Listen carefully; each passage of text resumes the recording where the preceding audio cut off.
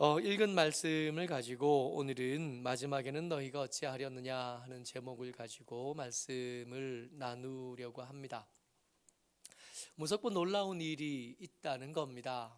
30절, 31절의 말씀은 그 앞에 22절 말씀, 20절 말씀부터 이어져서 계속 내려오던 말씀 중에 한마디를 마무리 지으면서 전하는 말씀입니다. 그러니까 무섭고 놀라운 일들이 있는 거죠. 무섭고 놀라운 일들이 있는데 그 종국의 그 끝판왕이 마지막에 드러난 거죠. 무섭고 놀라운 일들이 있는데 오늘 이 무섭고 놀라운 일들을 하나씩 살펴보면서 혹시 이 무섭고 놀라운 일들이 내 삶에도 있지 않은지, 혹 이 무섭고 놀라운 일들이 내 주변에도 여전히 있지 않은지 살펴보고 이 무섭고 놀라운 일들이 우리 삶에서 멈추게 되기를, 이 무섭고 놀라운 일들이 우리 삶에서 조금씩 작아지고 종국에는 없어지게 되기를 간절히 부탁을 드립니다. 첫 번째 무섭고 놀라운 일들은 지각이 없다입니다. 21절 말씀 같이 한번 보지요. 같이 읽습니다. 시작. 어리석고 지각이 없으며 눈이 있어도 보지 못하며 귀가 있어도 듣지 못하는 백성이여 이를 들을지어다. 무섭고 놀라운 일들을 말씀하시면서 첫 번째 언급된 것이 지각이 없다입니다. 이 지각이 없다, 이 지각은 다르게 읽으면 마음이요, 심장이 없다. 어떤 일을 바라볼 때 그 바라보는 일들에 대해서 공감하지 못하는 것을 의미합니다. 슬픈 일을 봤는데 같이 슬프지 않아요. 기쁜 일을 봤는데 같이 기쁘지 않습니다. 세상 사람들이 어려워하는데 왜 어려운지 몰라요. 내 옆에 함께한 사람들이 괴로워하고 고통스러워하는데 그 고통에 대해서 공감하지 못합니다. 심장이 없는 경우예요. 마음이 없고 지각이 없는 거죠. 함께 있는 사람이 슬퍼하면 같이 슬퍼하는 게 마땅하거든요. 슬픈 그림이나 슬픈 사진들을 보면 같이 공감하는 것이 사람됨의 가장 기본적이고 근본적인 모습일 텐데 그것이 없는 사람들이 틈틈이 때때로 보인다는 겁니다. 연쇄살인범이나 극악을 치닫는 사람들의 이야기를 들으면 사이코패스나 소시오패스 이야기들을 최근에 점점 들어요. 사람들이 고통스러워하는 모습에 공감하지 못하는, 사람들이 슬퍼하는 모습에 공감하지 못하는 것, 이미 병이 있는 거예요. 그 마음이 병들었고 그 뇌에 문제가 생겨서 공감할 수 없게 된 것, 이게 무섭고 큰 일의 첫 번째입니다. 나라에 무슨 일이 생기면 같이 고민할 줄 알게 되는 것이 인지상정이거든요. 이웃 사람들이 배고파 굶주리면 나는 아침 때거리를 때웠어도, 나는 점심을 먹었어도 이웃이 배고프면 그것이 불편해지는 것이 마땅한 거거든요. 얼마 전에 이런 뉴스를 봤습니다. 이게 2024년 들어서 늦더위가 기승을 부리고 첫 번째 추위가 시작됐을 때요. 첫 번째 추위가 시작됐을 때 이게 영하로 내려가기 전입니다. 영상 7도쯤 됐을 때 무슨 뉴스가 나왔었냐 하면 영상 7도쯤 됐을 때 이 첫 추위에 얼어 죽는 사람들이 생긴대요. 영하 1도, 2도, 3도 이렇게 내려갈 때 얼어 죽는 사람들보다 가을에 더위에 익숙해 있다가 첫 번째 추위가 갑자기 닥치면 노숙하는 분들이 그날 얼어 죽는데요. 그 주에, 그 해에 얼어 죽는 사람들 중에 더 많은 수가 그 첫 번째 추위를 견디지 못하고 돌아가시는 분들이 많다는 겁니다. 좀 익숙해지고 나면 또 그렇게 버텨내는데 그 변화를 감당하지 못하는 예가 있다는 거죠. 어느 날인가 목사님들이 모여서 세미나를 하는 중에 강사된 목사님이 이렇게 감사패를 받는 순서가 있었어요. 이 목사님이 이 감사패를 받으면서 고맙습니다 하고 인사를 하는데 아마 그 주간에 노숙자들의 얼어 죽은 이야기가 뉴스에 나왔던 것 같아요. 그 목사님 이 강패를 받고 모자랄 것 없고 별것 아닌 사람을 이렇게 축하해 주고 격려해 주시고 칭찬해 주셔서 감사합니다. 그런데 세상에는 지금 얼어 죽는 사람들이 있습니다. 그리고 우시는 거예요. 아, 하나님의 사람은 저렇게 사는 거구나. 여러분들과 제가 무섭고 두려운 일들이 하나씩 없어진다는 게 무슨 뜻이냐 하면 세상의 고통스러움에 대해서, 세상의 슬픔에 대해서 남일이라고 여겨지지 않게 되는 것. 그러다 보니까 삶이 슬플 수밖에 없어요. 매년 풍년이 이어지고 쌀이 부족해지는 일은 없지만 가난한 사람들은 끊임없이 우리 주변에 계시잖아요. 그 사람들의 이야기를 아는 하나님의 사람, 반듯하게 된 하나님의 사람은 아침에 때거리를 나는 때웠지만 그것으로 충분히 괜찮지 않은 사람이 되는 겁니다. 그래서 그 사람은 삶이 애통하는 사람일 수밖에 없어요. 애통하는 사람은 복이 있나니 그가 위로를 받을 것이요 하면 그 말씀에 아멘 하는 사람이 되는 거예요. 무섭고 심히 두렵고 떨리는 일들 중에 첫 번째는 이겁니다. 슬프지 않은 거예요. 세상은 이렇게 슬프고 혼란하고 고통스러운데 나는 괜찮은 거예요. 이게 무서운 일입니다. 두 번째 무섭고 놀라운 일이 있는데 그 두 번째에 등장하는 것이 두려움이 없다예요. 22절부터 22절 말씀 같이 읽습니다. 시작.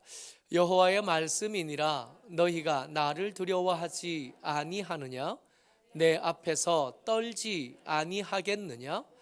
내가 모래를 두어 바다의 한계를 삼되 그것으로 영원한 한계를 삼고 지나치지 못하게 하였으므로 파도가 거세게 이나 그것을 이기지 못하며 뛰노나 그것을 넘지 못하느니라. 아멘. 무섭고 놀라운 일 두 번째 언급되는 것은 하나님께서 우리의 삶의 기반을 지키고 계시는 것에 대한 감각이 없어지는 겁니다. 내가 애써서 잘 사는 거고 당연하다는 것을 여기는 거예요. 2024년 3월 달쯤인가 이런 뉴스 하나가 떴었어요. 2023년에 세계에 있는 바다의 해수면 온도가 0.25도가 올랐답니다. 1도도 아니고요. 1도의 4분의 1, 0.25도가 해수면 온도가 올랐대요. 근데 그 1년 동안 0.25도 오른 게 그전 20년 동안 오른 거랑 똑같대요. 그래서 작년에 그렇게 태풍이 많이 불었답니다.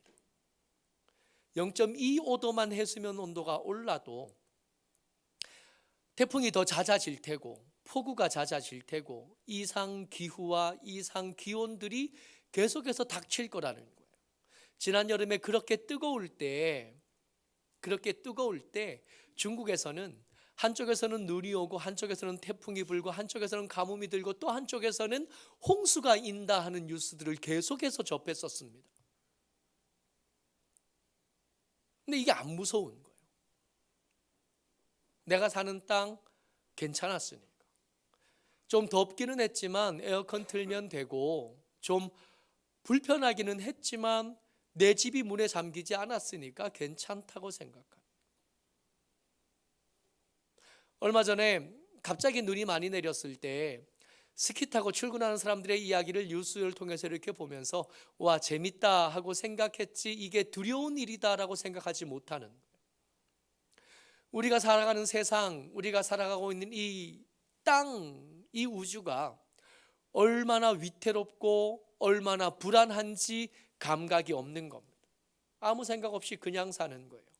해수면 온도가 0.25도만 올라도 우리의 삶은 위태로워지는데 당연하다는 듯이 겨울을 맞이하고 당연하다는 듯이 연말을 맞이하고 내년에 꿈을 꾸는 거예요.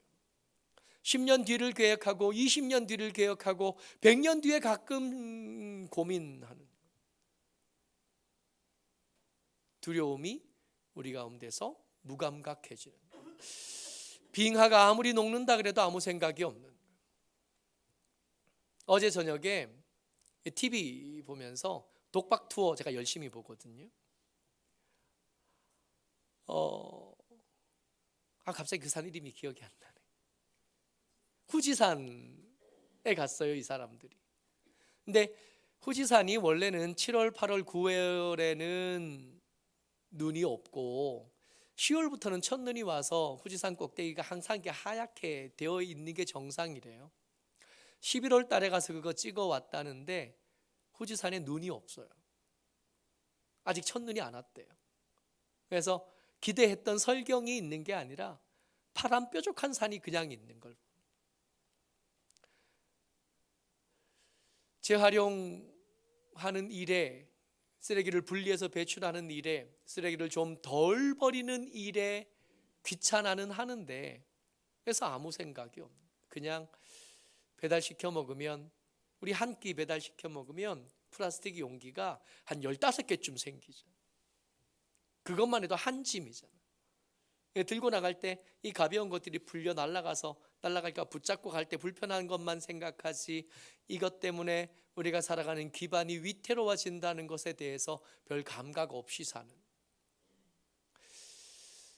더 많은 교회들에서 일회용 컵을 쓰지 않기 위해서 교회에 컵장을 만들었습니다.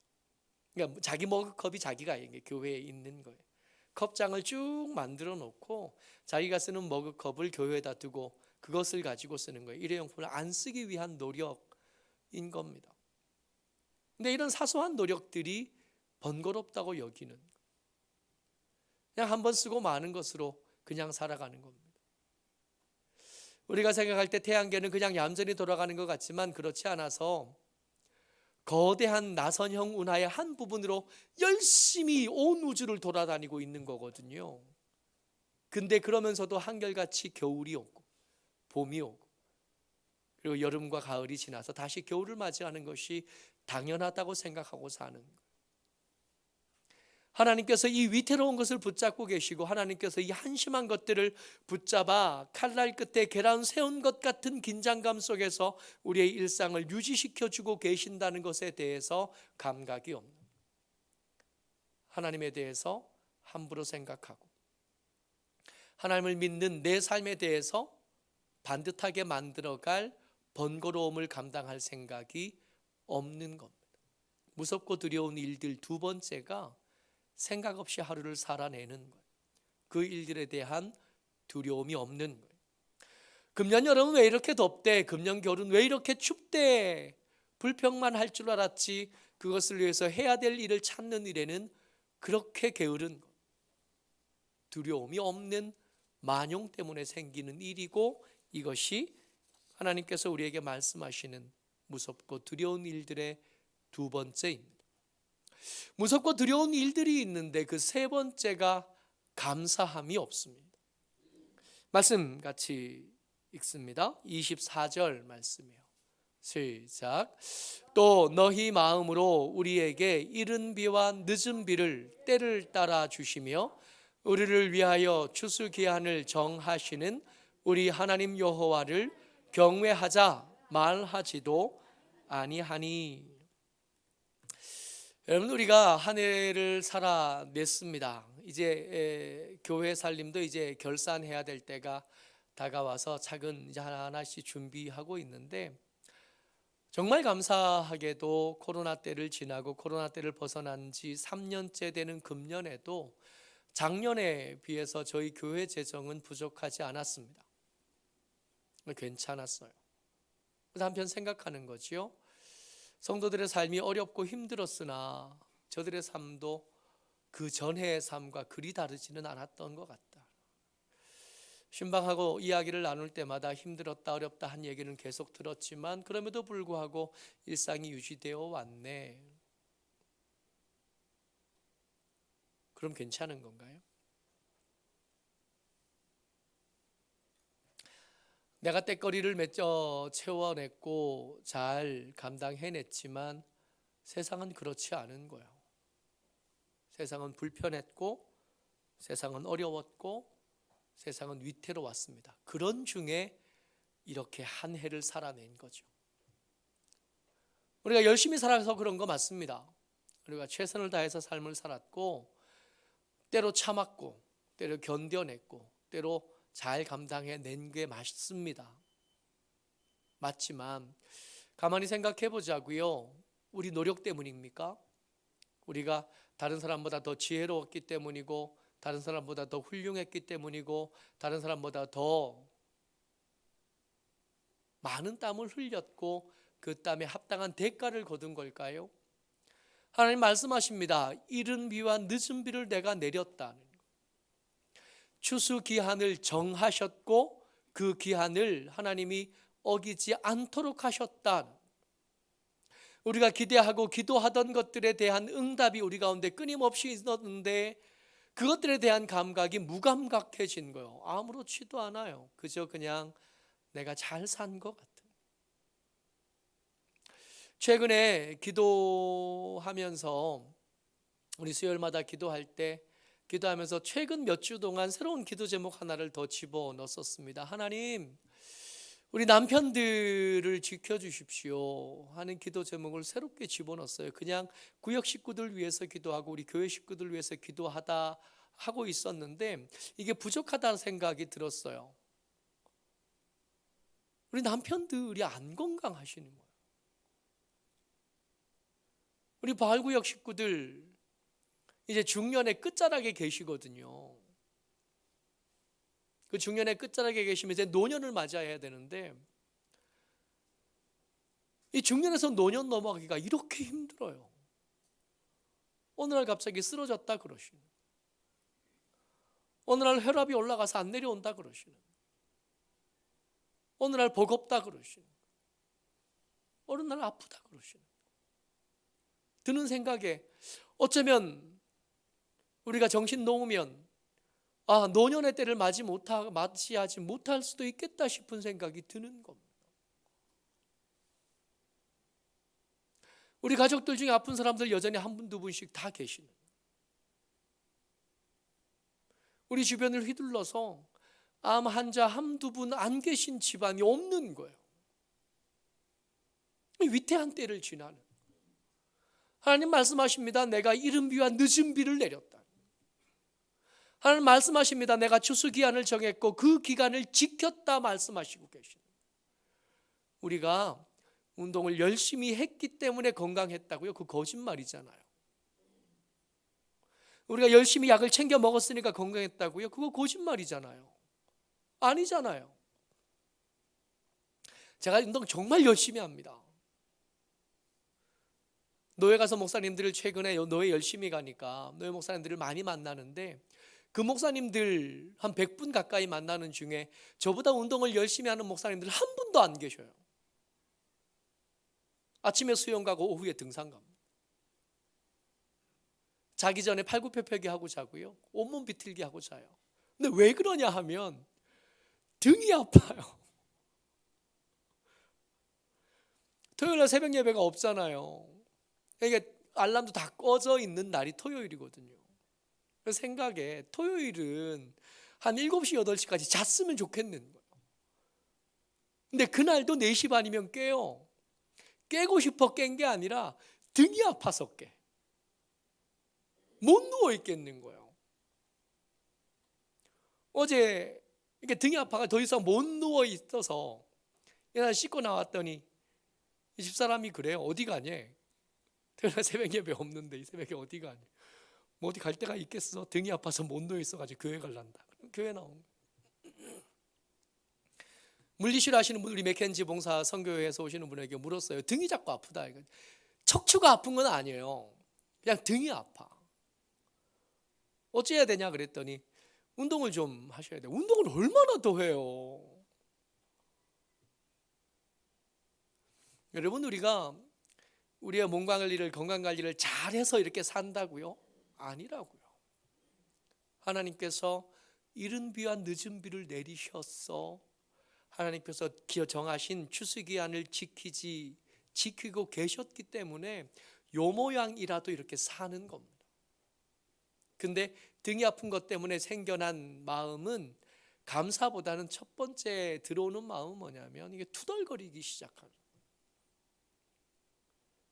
우리 삶 가운데 아쉽고 우리 삶 가운데 일어난 여러 가지 일들 가운데 감사가 먼저 떠오르기보다는 불평할 것, 원망할 것, 아쉬워할 것들이 너무 많이 떠오르는 거예요.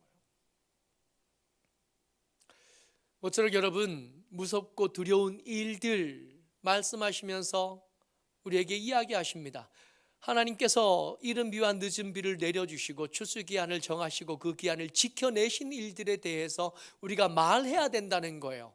우리가 우리 하나님 여호와를 경외하자. 하나님께서 당신이 하실 일들을 성실히 하고 계시니 내 삶이 좀 아쉬운 것이 있어도 그것이 먼저가 아니라 하나님께서 지켜주신 그 약속, 하나님께서 여전히 지키고 계신 그 성실함 때문에라도 감사하는 삶이 마땅하다 말씀하고 계십니다.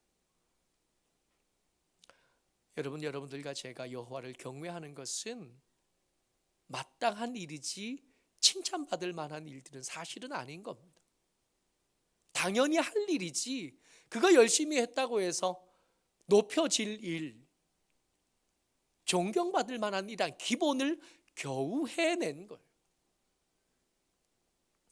무섭고 두려운 일들이 있습니다. 그 중에 꼭지점 같은 일이에요. 한계가 없어요. 특히 돈 버는 일들과 이득을 챙기려는 일들에 한계가 없습니다. 26절부터 28절까지 같이 읽습니다. 시작. 내 백성 가운데 악인이 있어서 새 사냥꾼이 매복함같이 지키며 덫을 놓아 사람을 잡으며 새장에 새들이 가득함같이 너희 집들에 속임이 가득하도다.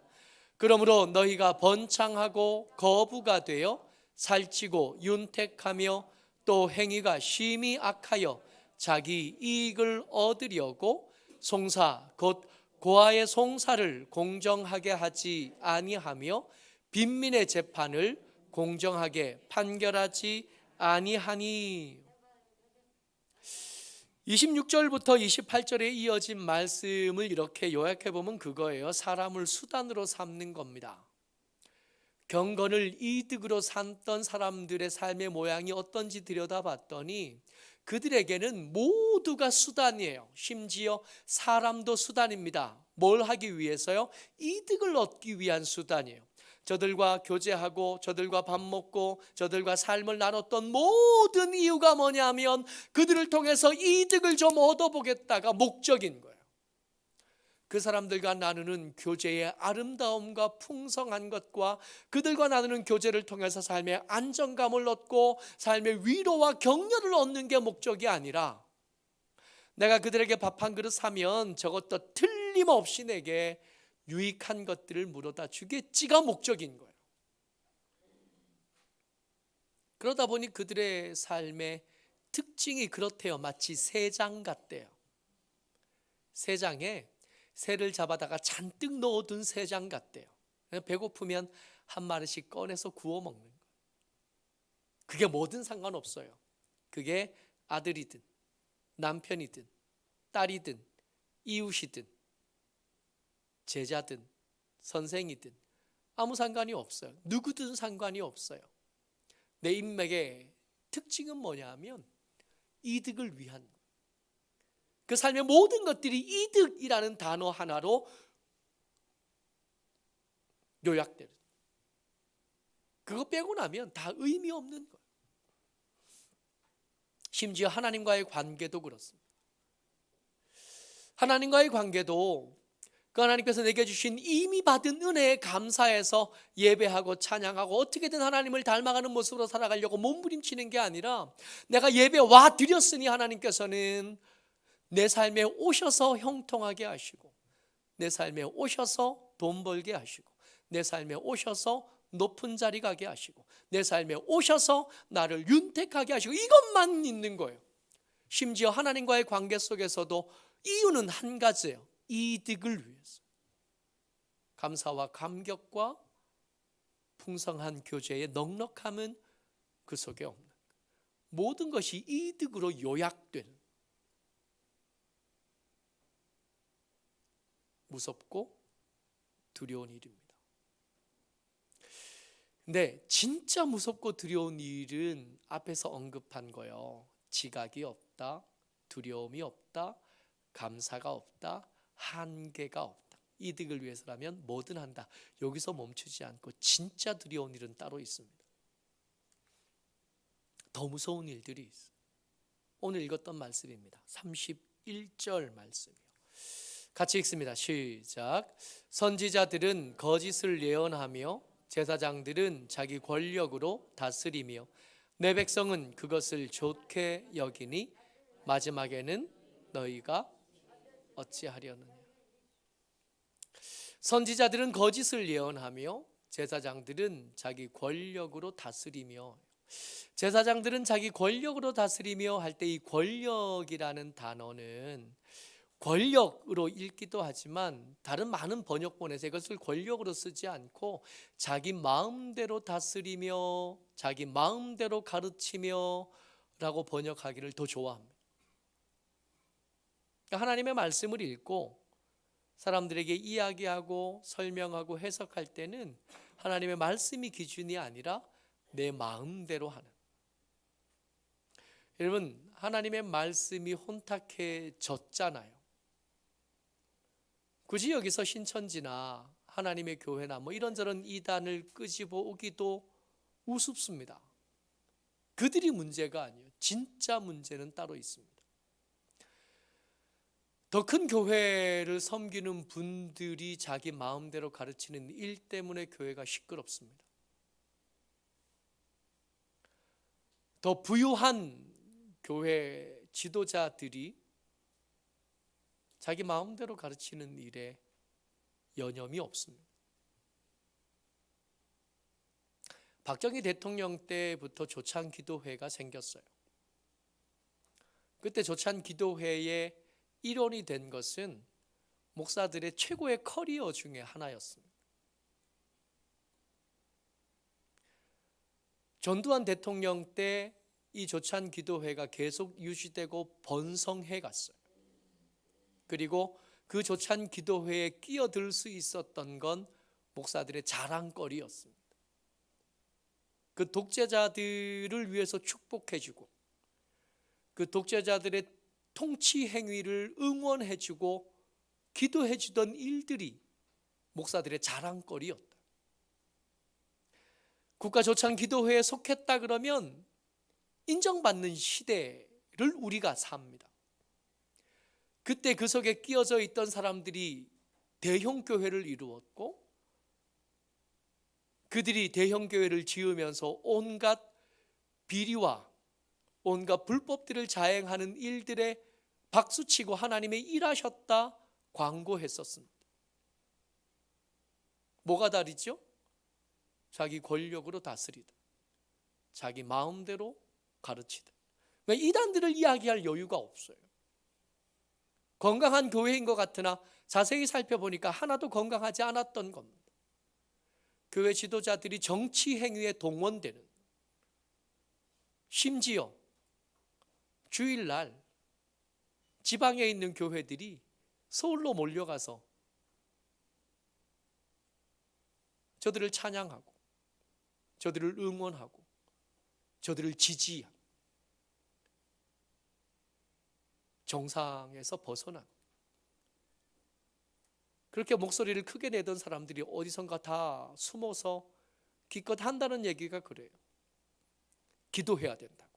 지금은 광장에 나갈 때가 아니라 골방에 들어가서 기도하고 회개해야 된다고. 아니지 않아요? 지금이 골방에 들어가서 회개해야 될 때입니까? 아니잖아요.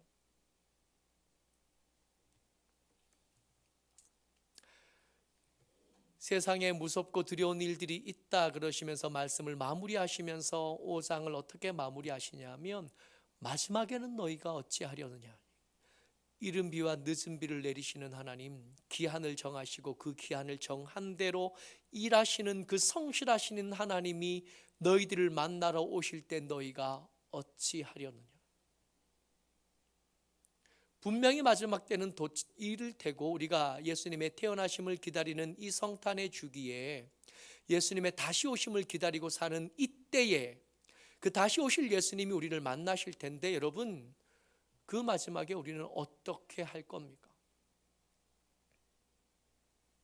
사실은 이 자기 마음대로 가르치는 이 제사장들이 한 일이 제일 무서운 일이 될 수밖에 없는 건 지각이 없는 사람들이 말씀으로 고침을 얻어야 되잖아요.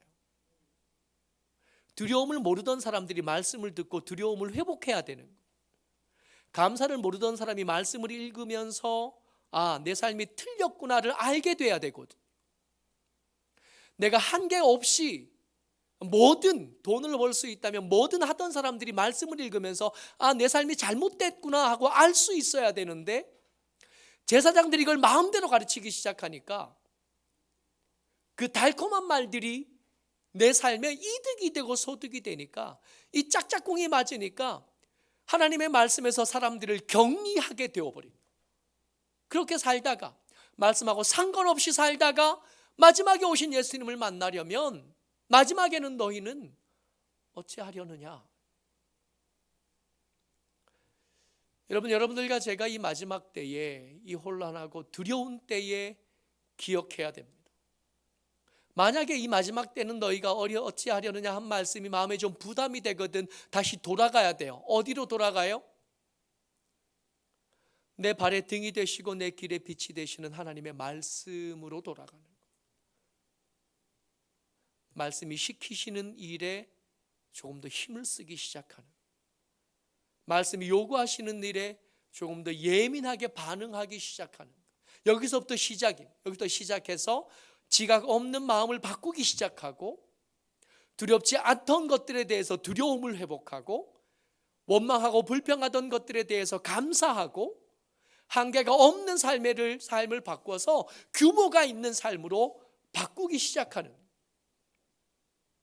이 일에 하나님의 말씀이 방법이 됩니다. 이 일에 하나님의 말씀이 안내자가 됩니다. 이 말씀이 우리 발의 등이 될 거고 우리 길의 빛이 될 겁니다. 그래서 이런 때일수록 우리가 말씀 더 붙잡고 이런 때일수록 말씀에 창념하는 일들이 우리를 다시 원래 있어야 될 자리로 돌아가게 하실 줄을 믿습니다. 말씀 붙잡고 이 연말을 맞이하시고 말씀 붙잡고 이 혼란한 때에 품위를 지켜나가는 저와 여러분 되시기를 주의 이름으로 축복합니다. 아멘.